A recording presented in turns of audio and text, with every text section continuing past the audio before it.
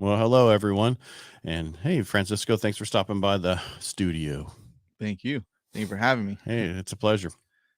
Um, things are a little weird these times. Normally December is a really slow month, is what people think, but people do sell in December, and because they have to. A lot of people have their house on the market, and I think it's kind of a strange year this year because one, we don't have inventory. People are nervous, right? Most Decembers people aren't nervous, right? They kind of, hey, let's just keep buying houses as we can and go from there. But what are you seeing? That's kind of what I'm seeing. People are still like, is it going to crash? And we keep telling them, no, it's not going to crash. And everybody out there keeps telling them, no, it's not going to crash. And then one person tells them on the TV that it's going to crash, and they listen to that person. Right. No, yeah, and I have that talk a lot too with a lot of my clients where, obviously everybody's listening, and trying to hear and pick apart everything. And that's the difficult thing too, though, is because, there's a lot of credible sources. They're all credible per se, right? But at the end of the day, they're all like assumptions, right? Right.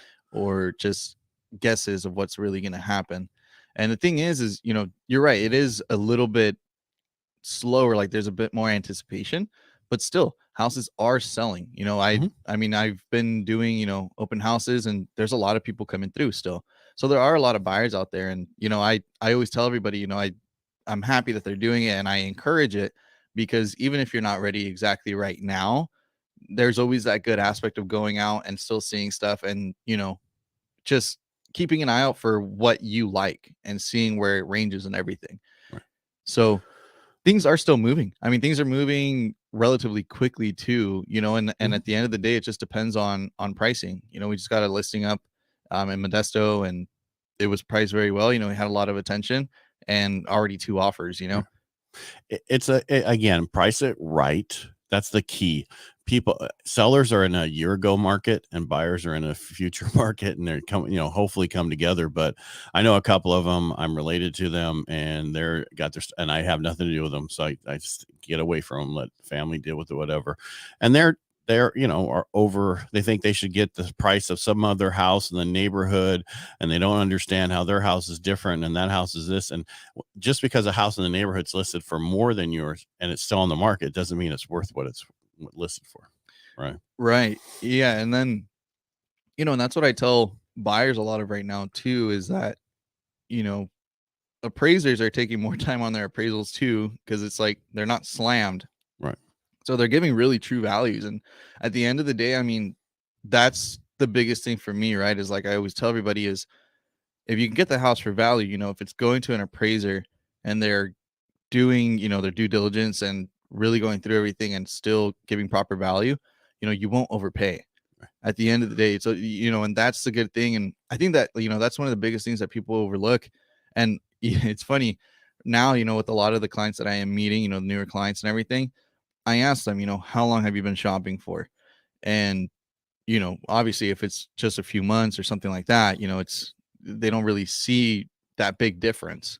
But a lot of the buyers that had been buying, or in the market, a year ago, year and a half ago, and they see this now, they're like, man, it has changed a lot.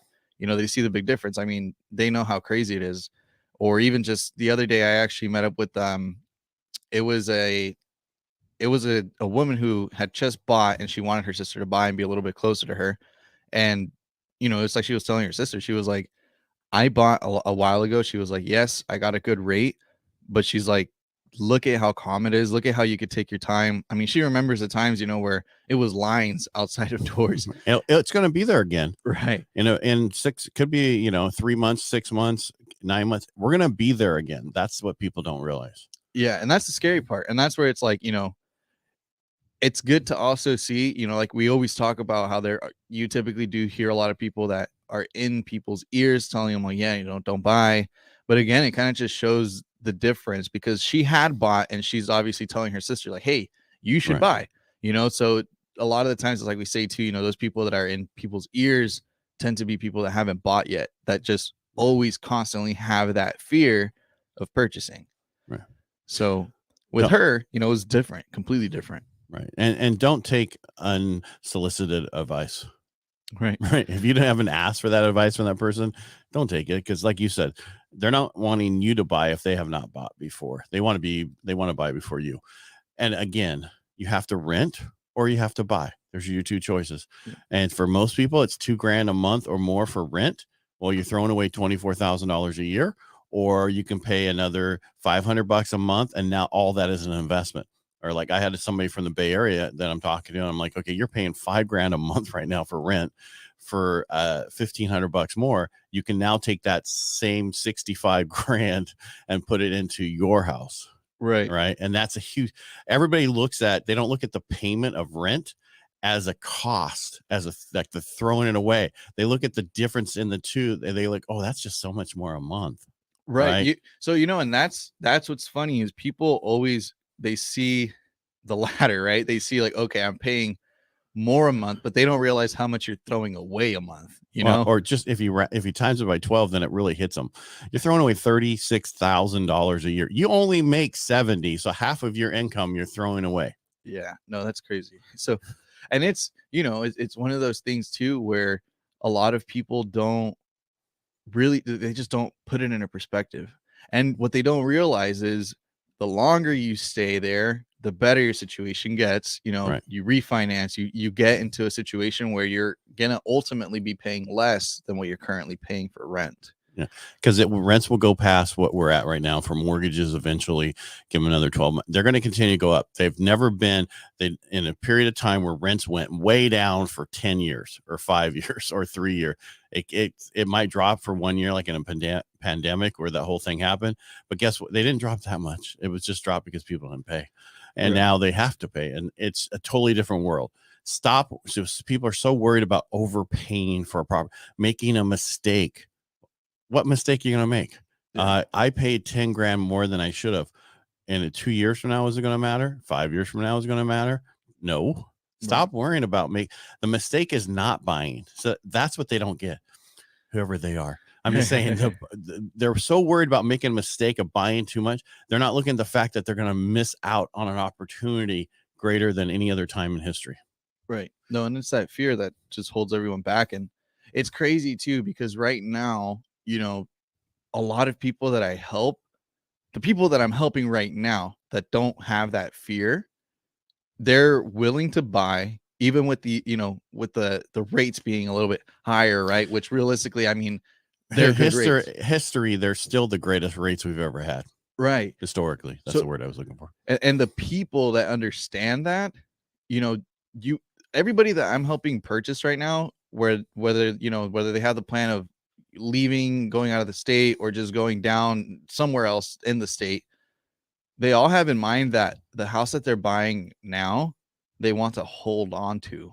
They don't have plans of like, hey, in the future, I'm going to sell and buy something else. It's everybody's kind of telling me like, no, we're going to hold on to it. So it kind of like, it hit me where I'm thinking, we keep seeing the shortage of inventory. We see these big companies buying out these properties with their intentions only being to rent. And you also see the people that aren't afraid buying and holding.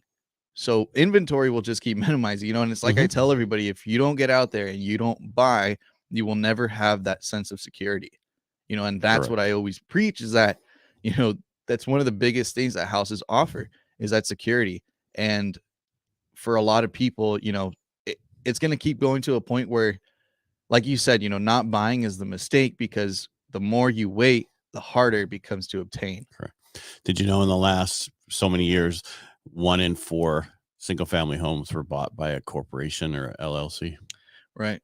And that tells you that. And right now you have companies buying up everything that comes on the market that they can get their hands on, that people sell to these companies, because they know over time, ever since 2008, more companies have bought single family homes to rent than any other time in history. Right. Because it was so cheap and people were running away from that stuff. Just like now they're going, oh, rates are so high. They're not that high. And you're going to refinance it and get it lower. So don't stress, get the deal right now. Because the deal right now is, hey, I have my down payment, but I don't have closing costs. No big deal. Let's get the seller to help out. Not a big deal. Right. And as you say, houses are coming on and they're selling. You can only sell it to one person. So it doesn't matter if you have one person write an offer or 10 people write an offer, you can still only sell it to one. Exactly. And that's the mistake that people are making, is they're afraid. And stop being afraid. Speak to somebody else. Get pre-qualified, pre-approved, fully underwritten pre-approval, and go shop and get the house you want, and stop worrying about the rate. If you can afford the payment, get in now, because you're going to be wishing you did in 6 months from now.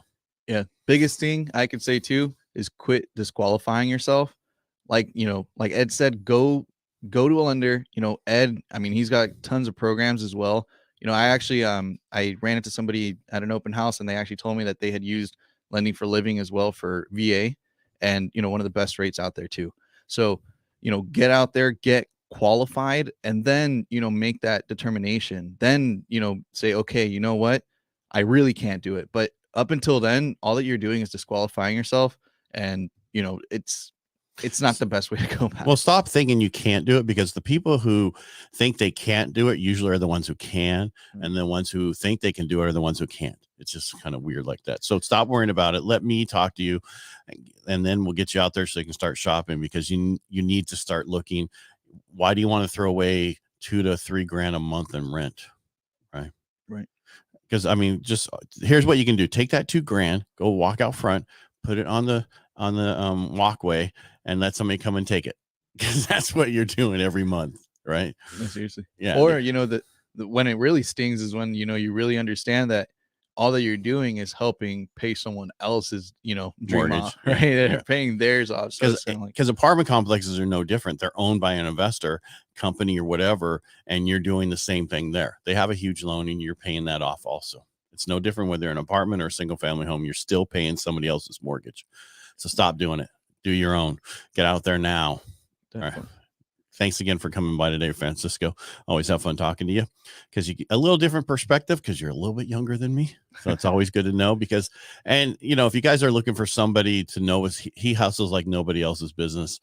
He's gotten some vets into properties that I didn't think they're going to be able to get into during the craziest times. So reach out to him, and, you know, reach out to me, and we'll talk to you later. Thanks again for stopping by. Thank you.